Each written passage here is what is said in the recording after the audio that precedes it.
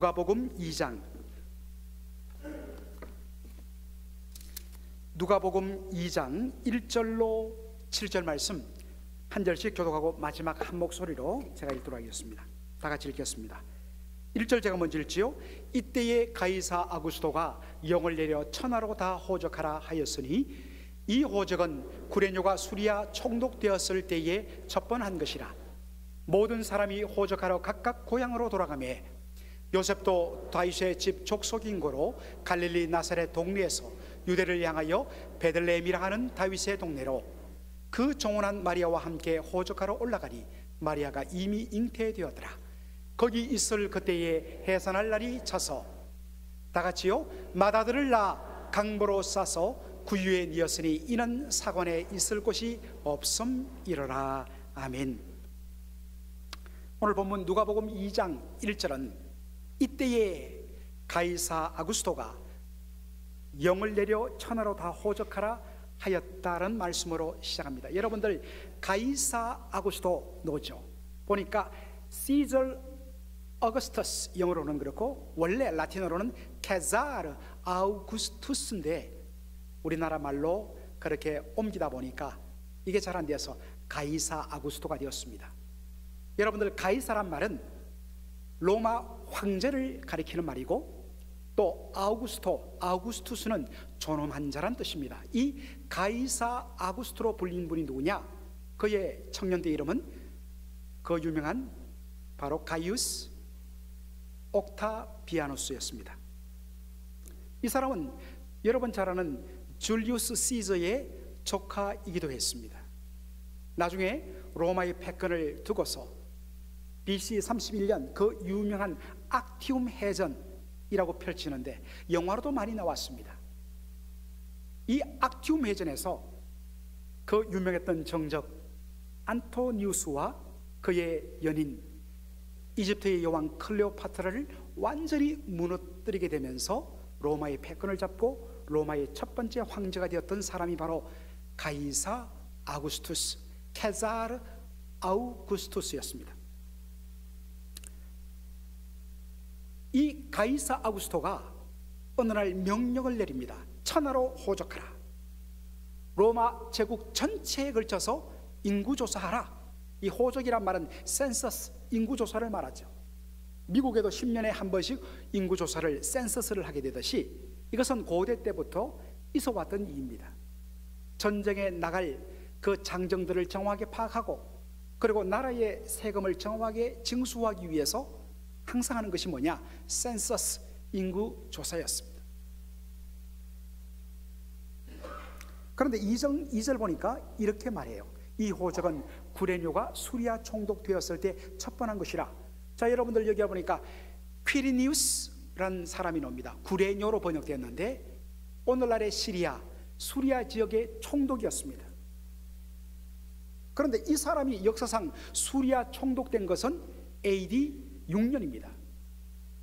그런데 예루살렘에 올라갔다가 인구조사하러 올라갔다가 마리아가 낳은 예수님의 탄생은 BC 4년, 주전 4년입니다. 약 10년의 갭이 있어요. 이것 때문에 이것이 옳은 기록이다 틀렸다 말이 많습니다. 여러분 이 문제를 어떻게 해결할까? 사실은 의외로 간단합니다. 그것은 바로 이 첩번이란 말을 원어로 보는 것입니다. 첩번이란 말은 원어적인 의미로는 문자 그대로 first, 첫 번째란 의미도 있지만 former, 이전에, prior to, 뭐뭐 전에라는 의미도 있습니다. 두 번째 의미를 사용하면 문제가 해결돼요. 바로 이 구레뇨가 시리아 총독 되기 전에 이 호적 인구조사가 시작됐다는 의미입니다. 자, 그런데 여기서 진짜 우리가 주목해야 할 것은 인구조사 방식입니다. 누가복음 2장 3절 볼까요? 모든 사람이 호적하러 각각 고향으로 돌아갔다 했습니다. 어떻게 인구조사를 하라고 명령이 떨어지냐면 their own ancestral towns, 그들의 조상이 살았던 고향 땅으로 돌아가서 인구조사 센서스를 하라는 것이었습니다. 여러분 요셉은 다윗의 자손이었습니다. 다윗은 어디에서 태어나 자랐습니까? 베들레헴에서 태어나 자랐습니다. 그러므로 다윗의 모든 후손들은 다윗의 고향이었던 베들레헴에 올라가서 인구조사를 받게 되어 있었습니다. 자, 그런데 여러분, 이것이 요셉에게는 대단히 난처한 일이었습니다. 왜냐? 그들이 살고 있던 땅은 저 북쪽 갈릴리 나사렛이었습니다. 반면에 베들레헴은 남쪽에 있는 유대아 지역에 있는 한 마을이었어요. 정상적으로 그들이 걸어서 산 넘고 물 건너 계곡을 건너서 돌아 거기까지 가는 데는 약 10일이 걸렸습니다. 혼자라면 문제가 없는데 지금 만삭인 마리아를 데리고 인구조사를 가게 되어 있었습니다. 그러니까 여러분들, 우리 아이를 키워보신 분들, 낳아보신 분들 알잖아요. 얼마나 배가 부르면 걷기가 어렵습니까? 그런데 한두 시간도 아니고 하루 이틀도 아니고 10일 이상을, 정상적인 사람도 걸어서 10일 걸린다면, 임산부를 데리고 간다면 10일 이상이 걸리는 정말 먼 여정입니다. 그런데 지엄한 로마 황제의 명령이 떨어졌으니 거부할 수는 없고, 그래서 가는 길 내내, 성경에는 그런 기록 없지만 생각해보건대 요셉과 마리아의 마음속에 일말의 불평이 있었을 것입니다. 아니, 왜 이런 방식으로 인구조사를 하는 거야? 그냥 우리가 살던 동네에 거기서 인구조사하면 뭐가 문제가 돼? 라고 투덜투덜대면서 갔습니다.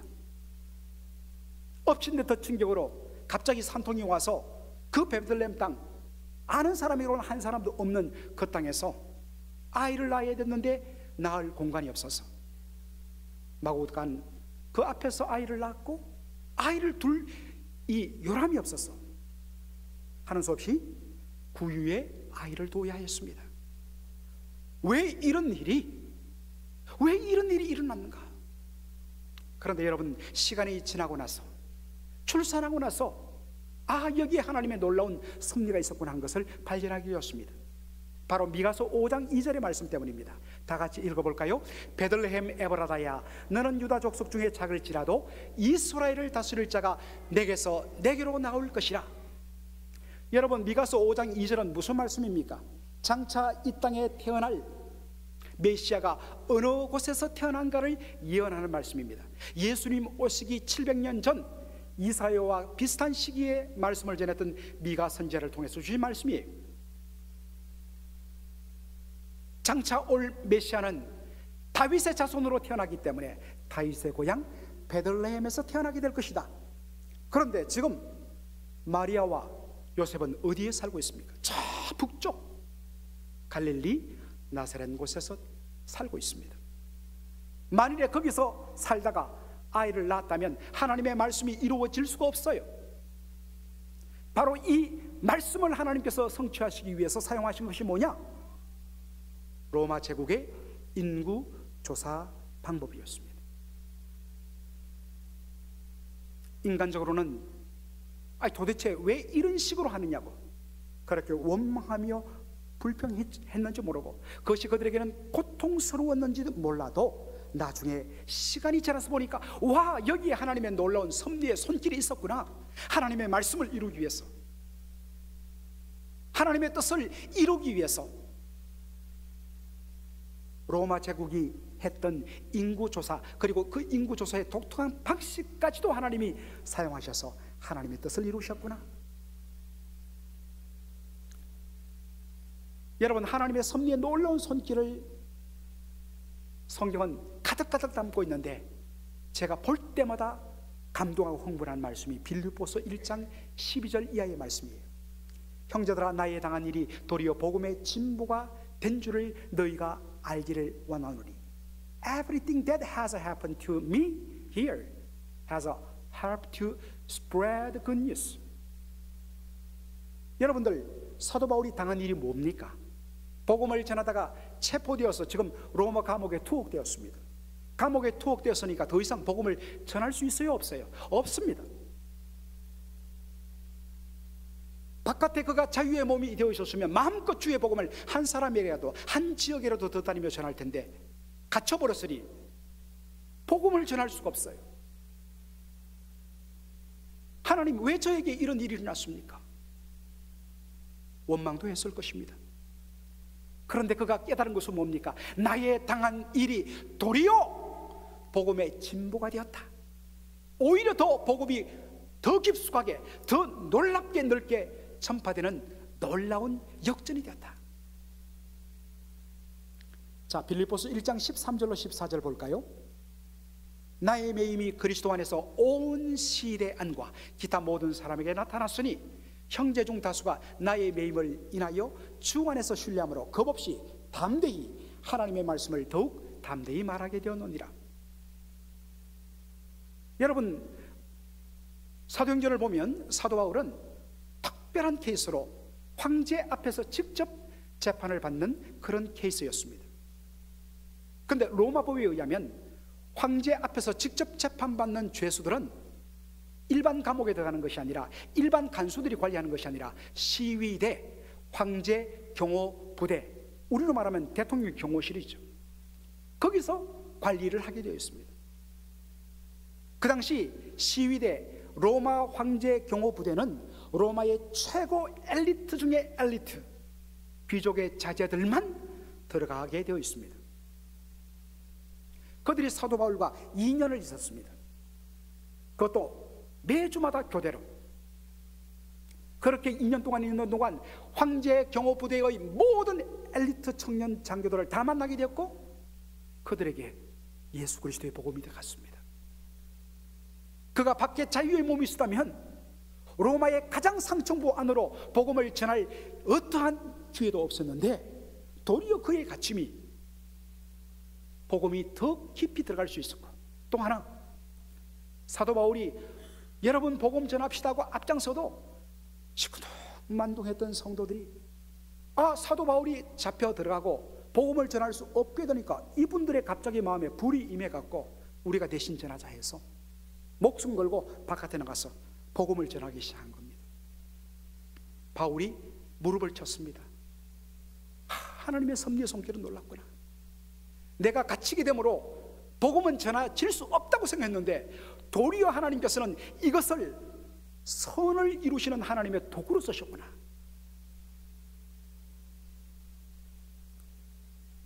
인간적으로 보면 절망인데,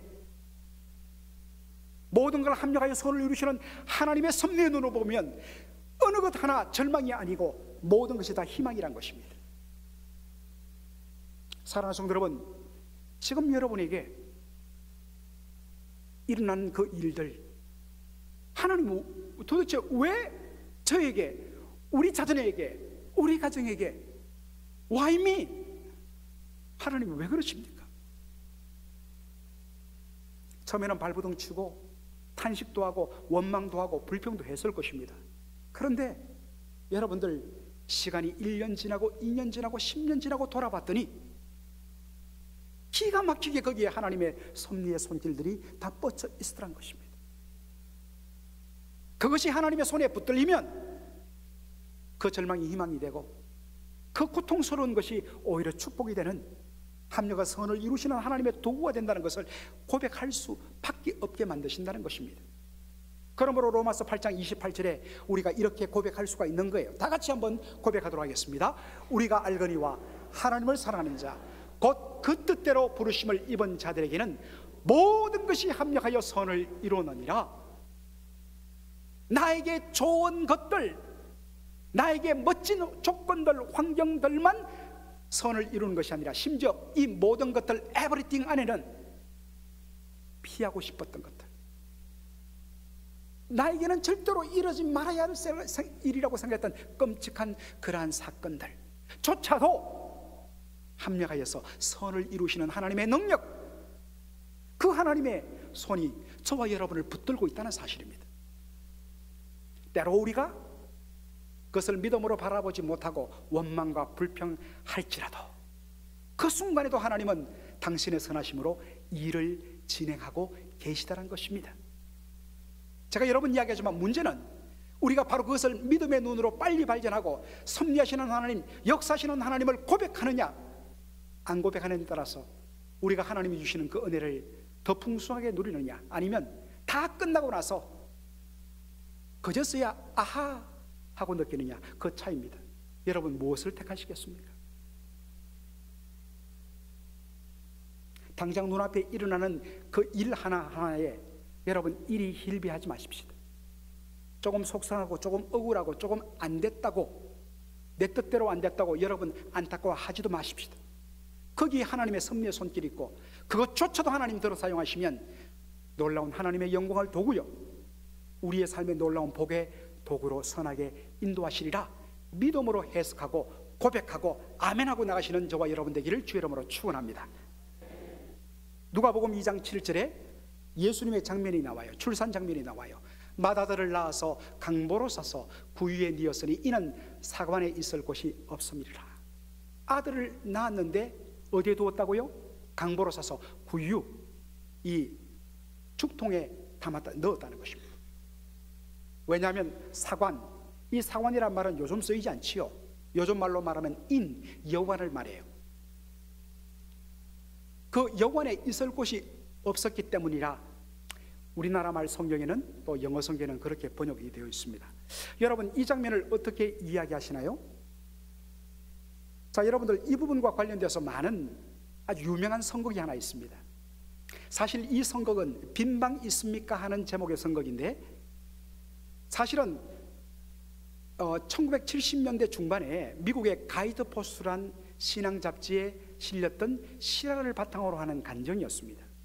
그것이 소개되는 바람에 1980년부터 한국 교회에 보급되어서 널리 선곡으로 사람들의 감동을 일으켰던 그런 선곡이죠.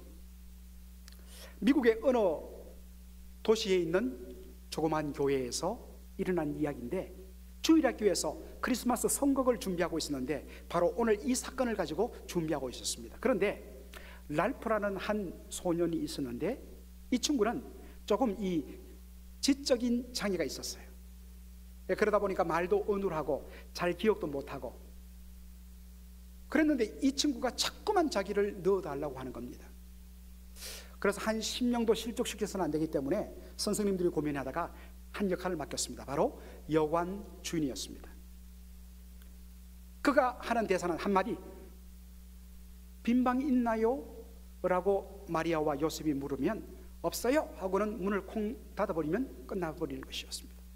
드디어 연극이 시작됐는데 마리아와 요셉으로 분장한 배우들이 문을 두드립니다. 너무 힘든데 빈방이 없습니까?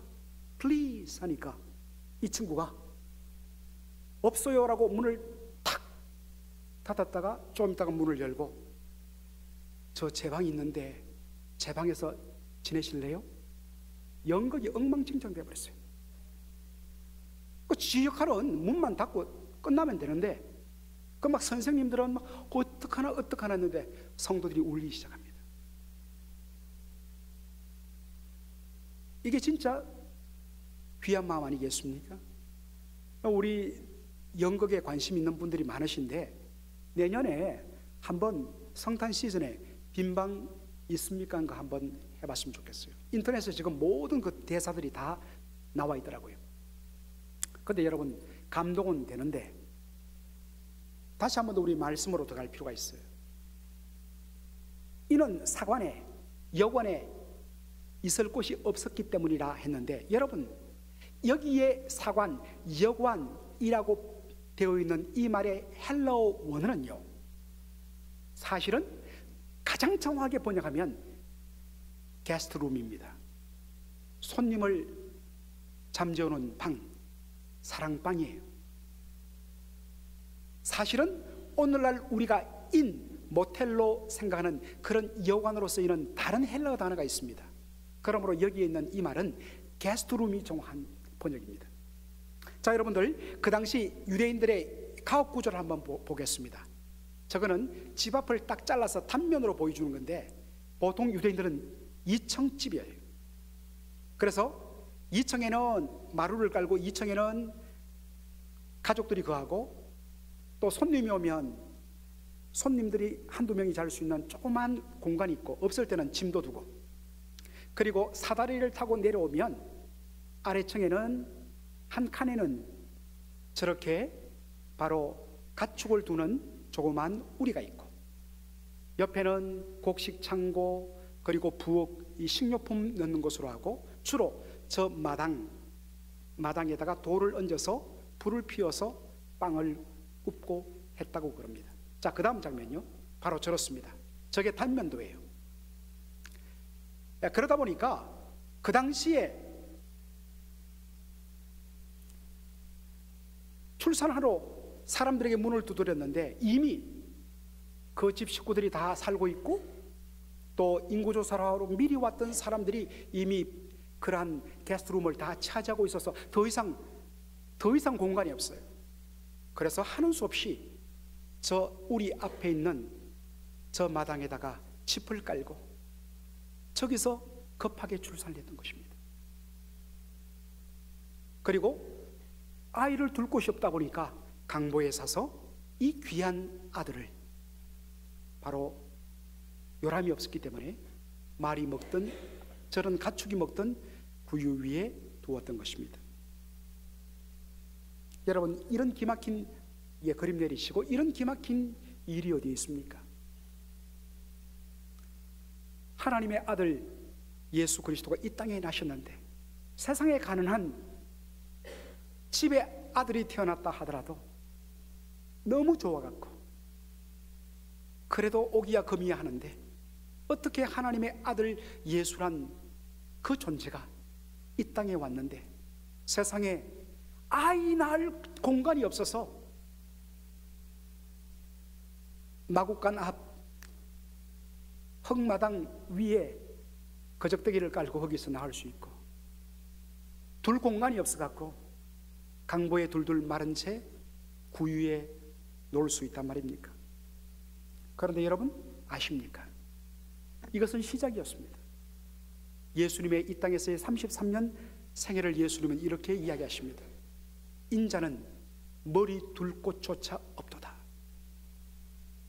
이게 우리 예수님의 삶이었어요. 날 때부터 한번 제대로 대접받지 못했던 주님이었어요. 그러나 여러분, 이것 때문에 주님이 불평하거나 원망한 것은 없습니다. 날 이 정도밖에 대접을 못하는 거야? 라고 하지 않았습니다. 왜냐? 그것은 예수님께서 이 땅에 오신 이유와 목적 때문입니다. 마가복음 10장 45절 다 같이 읽겠습니다. 인자에 온 것은 섬김을 받으려 함이 아니라 도리어 섬기려 하고 자기 목숨을 많은 사람의 대속물로 주려 함이라. 예수님 이 땅에 왜 왔다고요?